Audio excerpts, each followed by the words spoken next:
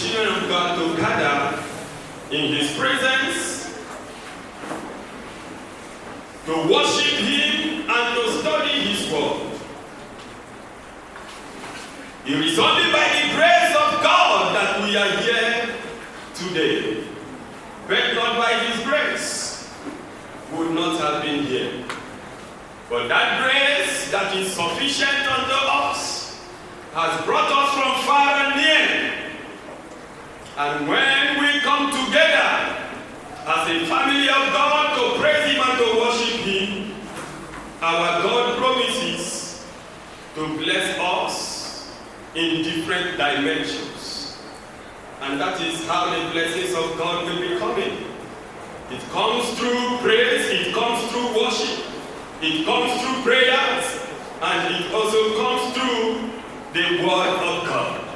So you ought to be ready so that the blessings that God will release upon His sons and daughters will not pass you by.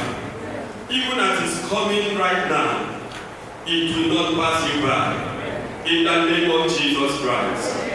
I want us to look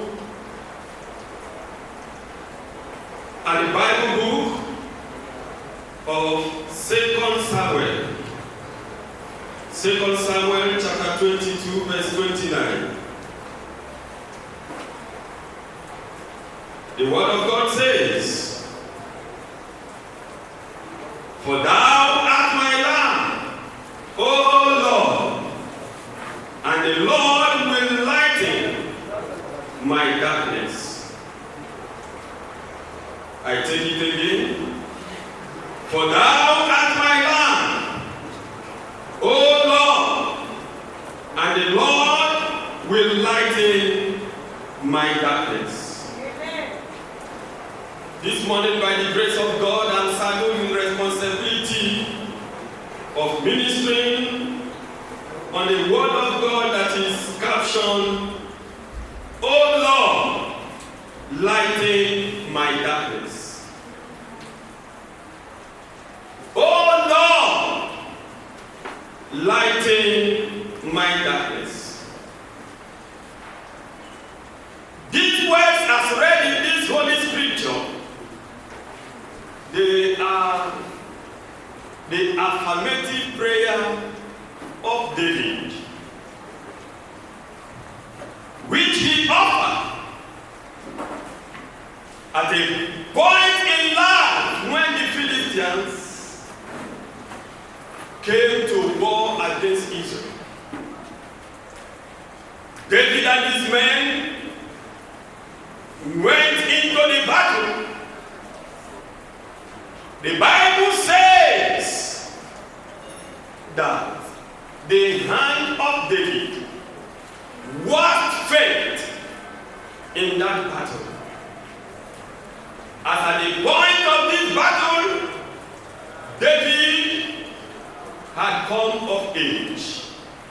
It was not like that time that he was young when he fought against Goliath. But at this point in the life of David, David had come of age. And as he went into that battle, David would have been killed by the son of a giant.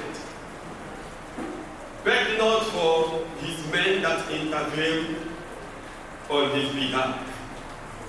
So when they returned home, his men told him that he should not follow them to the battle anymore. Based on that reason, David was discouraged. David was confused. David was dumbfounded because he has applied all the strategies that he had in order to win the battle.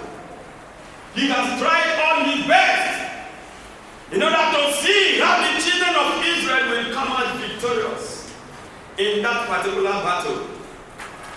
But all to no avail.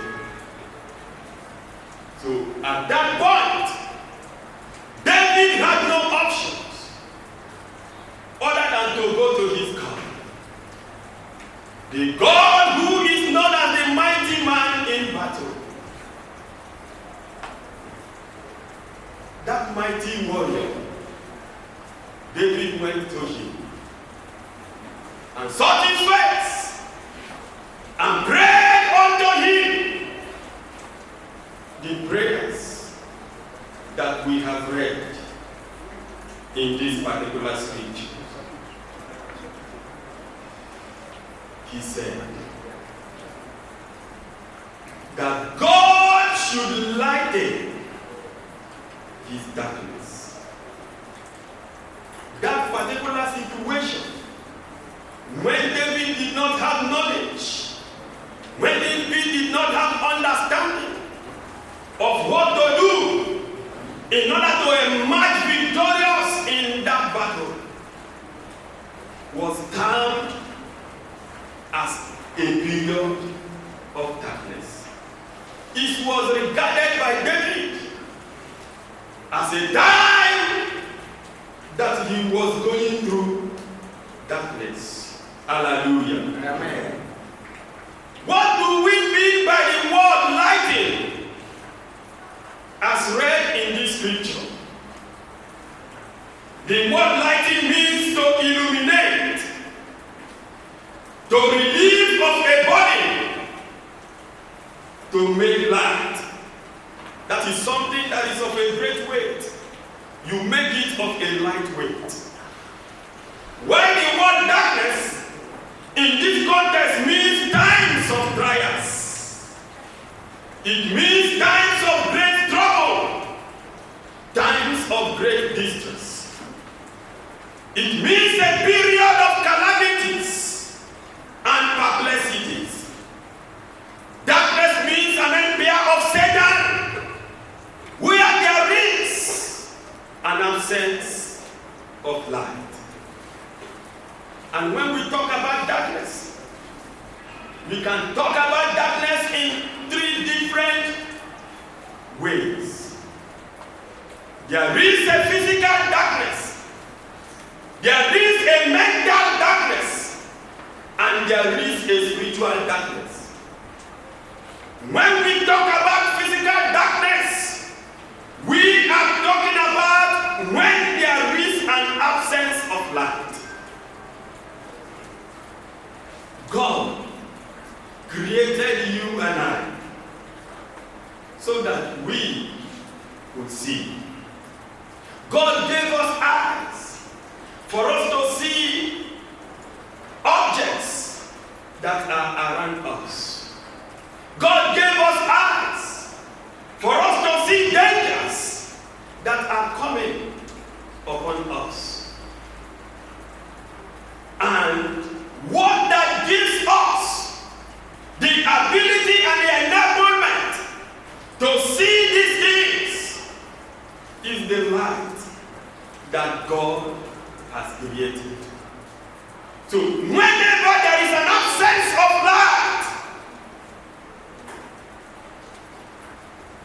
in the life of an individual, it means that such a person is experiencing what is known as a physical darkness. Hallelujah. Amen. And you can see that when God was dishing out the plagues to the Egyptians, a time came that a thick darkness covered all the land of Egypt, that they could not see anything, whether close or far. So when there is an absence of light, when we are unable to see objects that are close or far from us, that situation is known as suffering from a physical darkness. Hallelujah. Why mental darkness is a kind of darkness that one lacks the knowledge and understanding of a particular thing. That is why we normally refer to those that have lived before us in the primitive era as the Dark Age. They call them by that name because during that generation they don't have knowledge, they don't have understanding as we have now. So those that lived in that period, they are referred as people that lived in the Dark Age. So anyone that lacks knowledge of anything whatsoever is seen as someone that is suffering from mental darkness. Hallelujah. Mental darkness also goes beyond having knowledge of physical things, having knowledge of a particular subject, to having knowledge about God. So anyone that does not possess the required knowledge about God who is in heaven, the creator of the whole universe, such a person is suffering from mental darkness. It's possible that such person will be seeing you. It's possible that such a person can read the scriptures. It's possible that such a person can attend churches.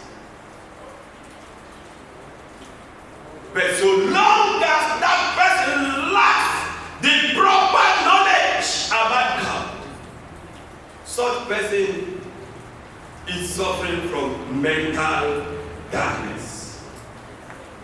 Hallelujah. Amen. That is why Apostle Paul says in 2 Corinthians chapter 4, verse 6, that for God, who said, "Let light shine out of darkness," has shone in our hearts to give the light of the knowledge of the glory of God in the face of Jesus Christ. So you need the light of God. You need God to enlighten you in order for you to have a proper knowledge about Him. So if your heart is darkened from knowing who God is, then you are in darkness. Even if you are born in the church, even if you attend activities that are going on in the church, so long as you don't have that needed knowledge, so long as your heart is darkened about God, so long as the light of God has not shone on you to illuminate the scriptures unto you, you are still in darkness. Why in the church? Hallelujah. Yeah. So that is why it is important. That is why it is necessary that we gather in this meeting to seek the face of God, so that in which part of the darkness that we are, in any area of our life that darkness has taken over, God will enlighten us and give us the needed illumination. Hallelujah. Yeah. There is also another kind of darkness. It is called a spiritual darkness. The spiritual darkness. The spiritual darkness is a darkness that has to do with people that do not have Christ in their life. Anyone that is without God, anyone that has not accepted Jesus as his Lord and personal Savior, such a person is suffering from spiritual darkness. Because it takes coming to Jesus. It takes accepting Jesus as your Lord and personal Savior for you to be transformed from the kingdom of darkness into the kingdom of His marvelous light. That is why the Bible called those that have been transformed from the kingdom of darkness to the kingdom of His marvelous light a royal priesthood, a choosing generation. The Bible describes such a life as being transformed from the kingdom of darkness, being transformed from spiritual darkness into the kingdom of His marvelous light. So for David, who bent down our kickers this morning, David was not suffering from physical darkness. David was not suffering from spiritual darkness. David was more or less suffering from mental darkness because he saw the war. He went into the battle, but he lacked the understanding of what to do in order for him to win the battle. Hallelujah. Yeah. So that mental enlightenment was not there. He lost the strategies that needed to be adopted in order for the battle to be won. So that was why he resorted into seeking the face of God, whom the Bible describes as light. In Him there is no darkness. So that God will give him that needed illumination. So that God will give him wisdom and direction that will lead to success in that battle. The Bible says that God, who hearkens to the prayers of His people, who has promised to answer the prayers of the saints, hearkened to the prayers of David. He answered that prayer and gave David victory over the Philistines. That darkness was indeed enlightened. And the Israelites won that battle. Today, it may not be this kind of mental darkness that David went through that we are going through today. Ours will be different from that of David. It is true that some of us may also be passing through mental darkness. It is true that some of us may also be undergoing a period of spiritual darkness. But one thing that is important is that darkness is not a good place to be. Hallelujah. Amen. Darkness is not a good place to be. So any man, any woman that finds his or herself in a state of darkness, such a person should go and seek God, just as David sought God. And God promises to enlighten the darkness of such a one. And this morning, as the servant of the Most High God, who stands on this throne of grace by the mandate of heaven, I declare to whomsoever that is passing through any kind of darkness in his life, that such darkness is enlightened now. Yeah. That same God that did it for David, that same God that delivered David from the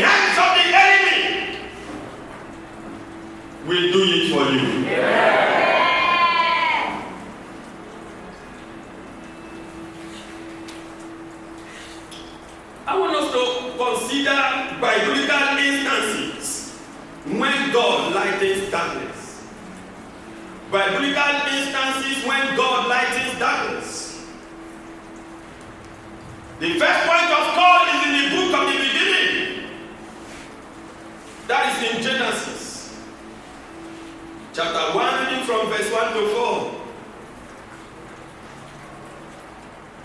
The Bible says that in the beginning, God created the heavens and the earth.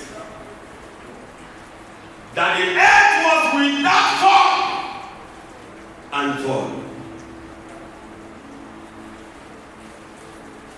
What did the Bible mean by the word without form and void? That word means that as at the point that God created the heavens and the earth, that the earth was empty, that the earth was in a place of confusion, that the earth has nothing good in it to talk about. And what was responsible for this state of the earth is the darkness that has taken over the surface of the earth. And that speaks about the life of any man that has been taken over by darkness. Any man whose life is taken over by darkness will also be experiencing a life that is without form and void. And nothing good could be written, nothing good can be said about such a life. But glory be to the Most High God, who is the author of light. When he saw that darkness has taken over the earth, when he saw that nothing good could be seen on the earth, God declared that let there be light. That let there be light. And by the power of God, the Bible says that there was light. It was when the light dispersed the darkness that good things began to come out of this very earth that you are seeing. It was when the light dispersed darkness that that beauty begins to come on the surface of the earth. As at when darkness was operating, there was no beauty around the earth. Even if there was beauty, so long as there is no light to see the beauty, that beauty will not be recognized because it's been overshadowed by darkness. So any light that is overshadowed by darkness, nothing good can come out of such a light. Maybe you might be beautiful. Maybe you will possess the needed academic qualifications. But so long as such a person is operating in darkness, those good things about such a one will not be recognized. And that is why some persons are asking themselves questions today. What is wrong with me? I've gone those schools. I possess this. I possess that. And yet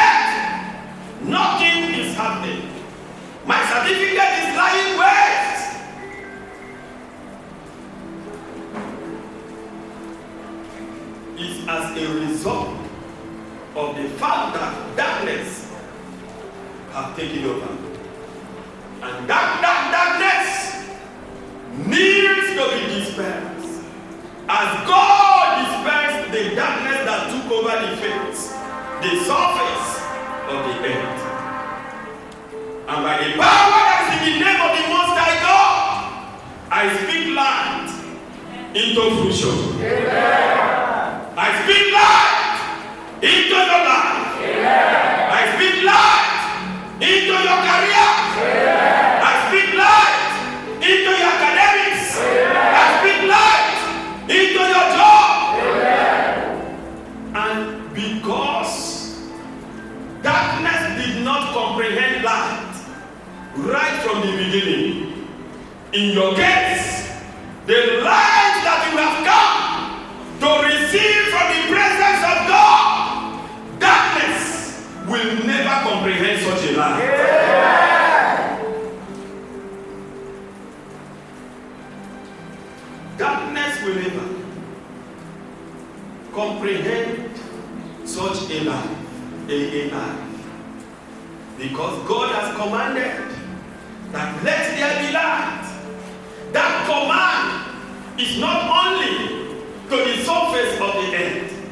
That command also extends to you and whatsoever that your name is called upon.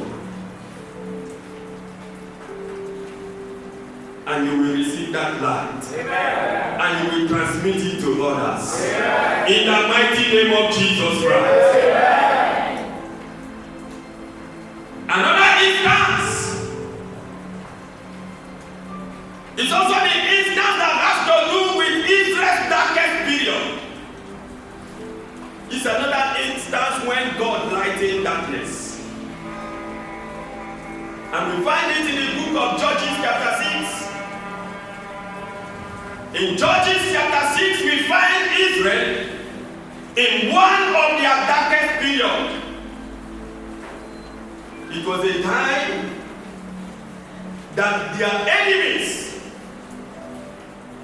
dealt with them.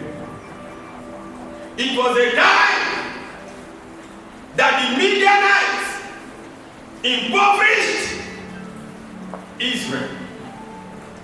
It was a time that the Israelites were toiling without reaping the fruit of their labor. The Bible says that Israel will plant and the Midianites will destroy. Israel will cultivate. The Midianites will be the ones to go and harvest their crops. The Israelites were totally in an abject poverty. But the Bible